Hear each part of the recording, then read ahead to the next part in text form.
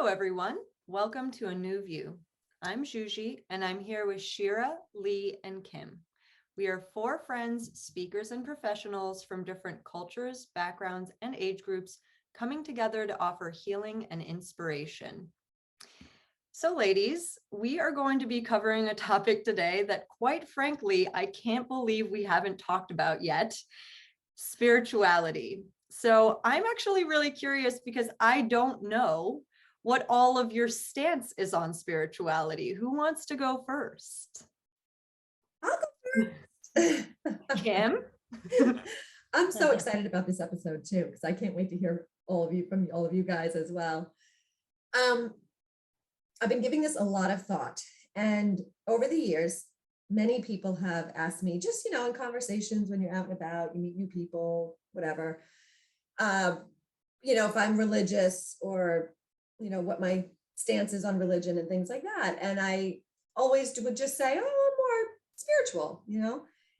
I believe more in a higher power, like universal sort of energy that we're all connected to.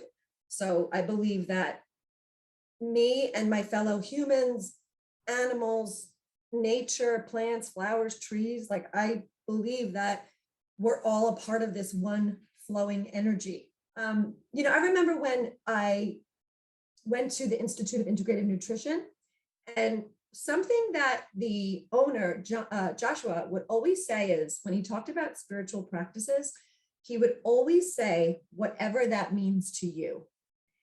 And I never heard that before. Like, that had an impact on me. And it helped me, honestly, be more non-judgmental and respect what spiritual meant to other people. I'll just chime in for a second about spirituality for me, because it's definitely been an evolutionary process. And you all know I do my Motivate program, and it's all about your relationship with yourself.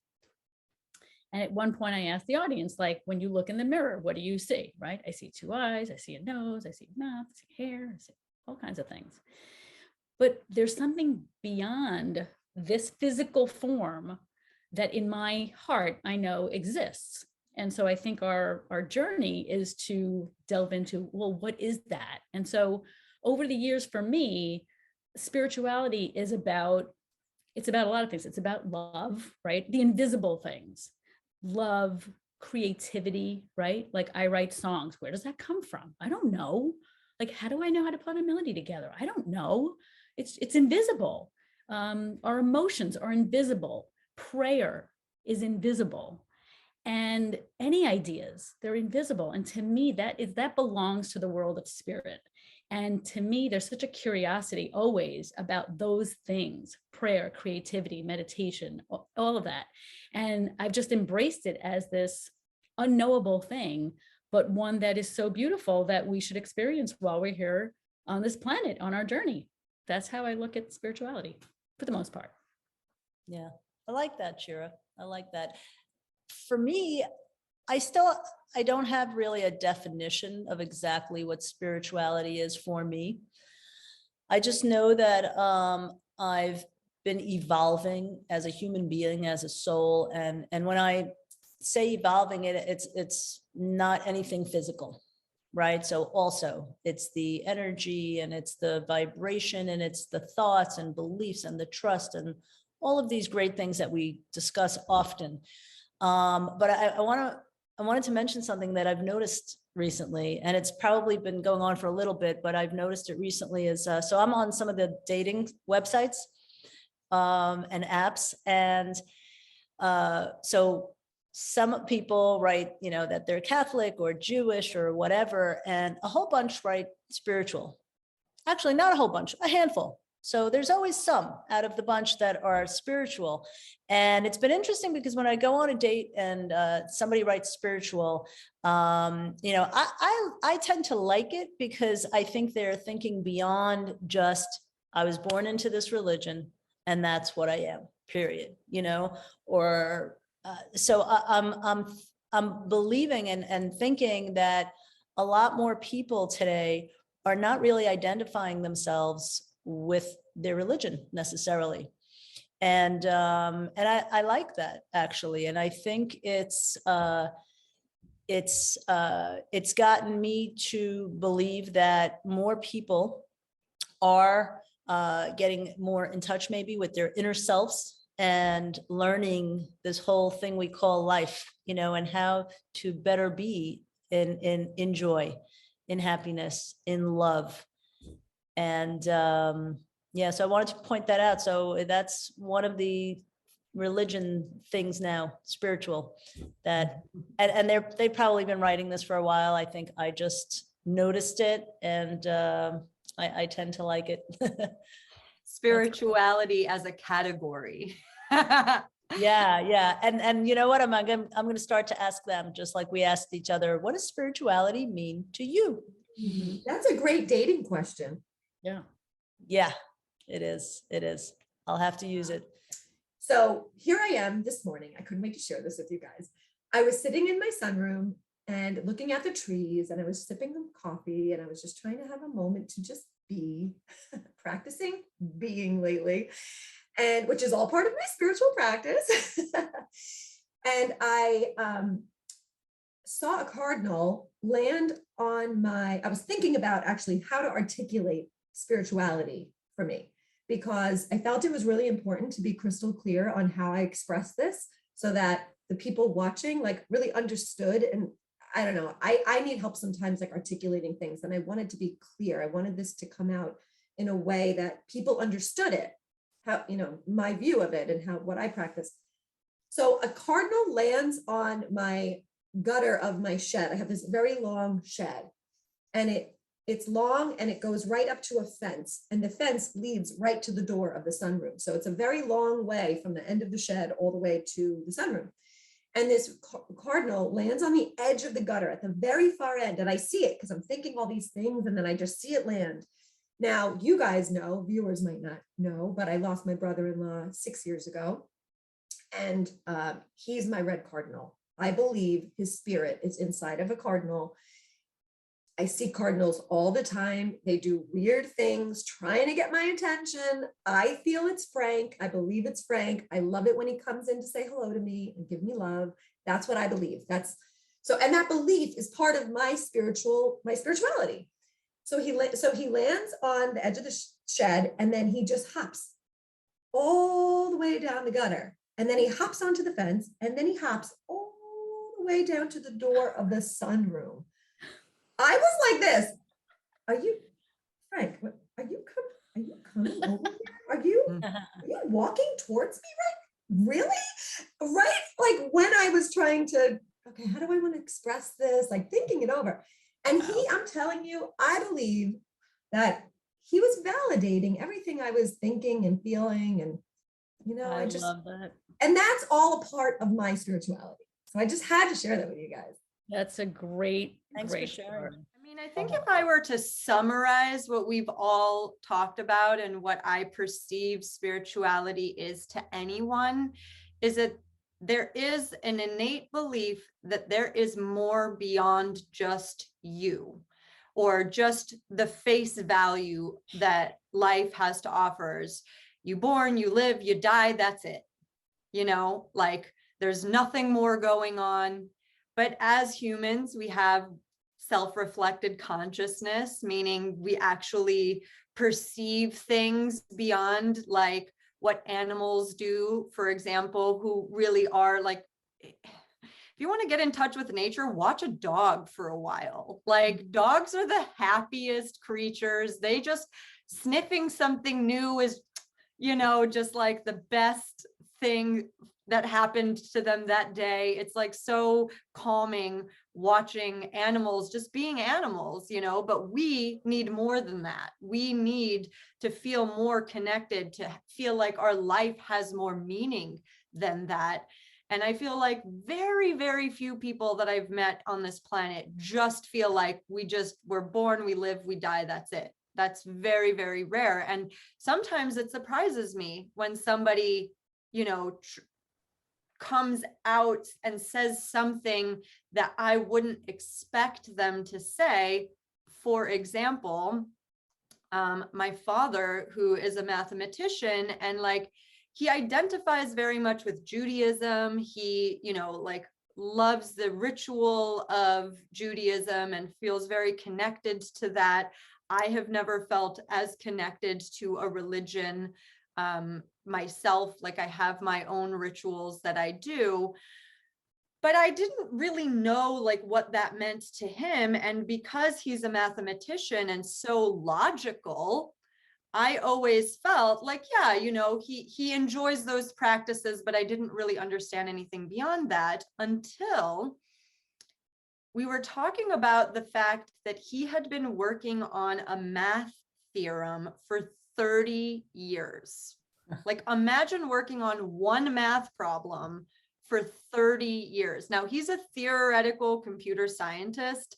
So like when I say a math problem, it's 60 pages long or something like that. It's not like one it's like insane what this entails, right? So think of that kind of a mind, which I respect so much because I'm like, I need my phone calculator for everything. But he'd been working on this for a long, long time, and he was getting to a point in his career where he felt like he might not solve this problem, right? And then somebody in Japan or somewhere came out with a solution to the problem, which made his heart drop. And then it turns out that actually somebody disproved the problem, so it was up for grabs again. And he dedicated one summer to solving this problem. He was like, Wow. This is my last summer. If I don't solve this, and he cleared his entire schedule to solve this problem. Wow. And he has like very erratic sleep or whatever. He'll start, if he's really in it at 4 p.m., he'll stay up until 4 a.m, 5, 6, he'll fall asleep on his desk, whatever. And so he's furiously working on this problem all summer long. There's nothing else going on. He's just horse blinders on. And he falls asleep on his desk, not completely unusual for him. And he wakes up, it's 7 a.m. and he's like, I know it. I know the answer. For the first time in 30 years, he's like, I know the answer. And he just sat there for hours and wrote it down. And he's it's become this world famous phenomenon that happened in his industry. Wow. And he told me when he was describing that, he was like, a higher power delivered this solution to me. And I was just so taken aback because I had never heard him say anything like that, but it was so powerful hearing him. He was like, there's just no way, there is just no way that somebody, and his age, he's very concerned with, his mental acuity at his age. He was way sort of past his prime when this happened. And his perception was that he was never going to solve his problem, but it just arrived in his body and he knew what the solution was. And to see somebody so logical have just this completely spiritual experience with math of all things is so beautiful to me. My mom and I are the spiritual black sheep of our family, past lives, Akashic records, human design, you name it. We have all the astrology books and we have our, sage and our crystals and all of the things that we do. But when somebody you don't expect to express something like that, it's just, wow. That Wow. is He sounds so like an Einstein. well. It's interesting that we're actually talking about family members. I actually have two thoughts. So my identical twin sister and I do not see spirituality the same, which is so interesting because I believe in whatever you want to call it, God, higher power, infinite intelligence, the universe. I definitely believe in that. She's much more scientific than I am. And it's funny you just said what you said, Juji, because we spend sister time once a month. And one of the things on my to-do list to talk to her about, because I've looked it up, articles about the intersection of spirituality and science. And there's something super duper interesting about that. I think Joe Dispenza talks about it a lot in terms of, neuroscience and the quantum field, and there's so much to explore. But I also wanted to share with you because as one of you were talking, I thought of a lyric that you probably all know this song. It's called "I Hope You Dance" by Leanne Womack. And one of my favorite lyrics is, "I hope you still feel small when you stand beside the ocean. Whenever one door closes, I hope one more opens. Give the heavens above more than just a passing glance. When you get the choice to sit it out or dance, I hope you dance." And I just love that notion of like, you are this, just go to what are those museums called where you see the skies? Hello, help me. Planetarium. A planetarium. Go to a planetarium and sit through a presentation. I remember leaving, I went on a field trip with my daughter and I left and I was just like, okay, I see the whole world differently now. Because like, how can you possibly look at the amazing universe we live in, our miraculous bodies, all of the beauty and the creativity that is in this world and go, yeah, it's just here. There's nothing to it. It's just here. Yeah. Like the sun rising every day. Like the sun rising and setting every day. Like we don't give thought to like, how does that happen? We need to be more in awe of things. Like we don't have to know what it is. There's something beautiful about not knowing what it is.